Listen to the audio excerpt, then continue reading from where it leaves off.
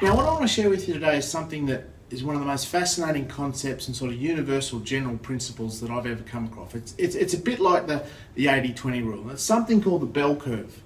Sometimes you'll see it called a normal curve. It's a statistical representation of generally large samples in whatever area it is. Most of the time, the way that the sample is organised will follow the basic bell curve. And how that translates to your business is basically a relationship between how much effort you're putting into something and the results that you're getting back out of it. So whether that's with your team or your marketing or your sales or your personal development or any of those sorts of things. So let's take a bit of a look and see how this actually works. Down the bottom axis here, we've got effort, and up the side axis here, we've got the results of your effort. And this is the bell curve here in the blue line. Now what happens is, as you increase your effort, the results you start to get will also increase.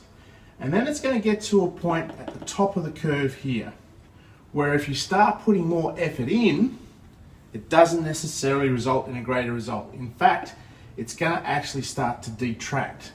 So have you ever got into a situation where you sort of think that, oh, I'll just keep working harder and harder and it's going to be okay, and nothing seems to be changing? What's happened there is you've probably gone over the other side of the bell curve and you're starting to go down here. So one of our number one jobs as a business owner is to live at the top of our bell curve.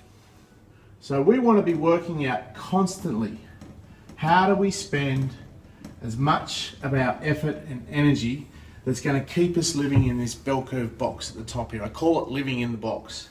How much effort in the different areas of our business do we need to be putting in to maximize our results?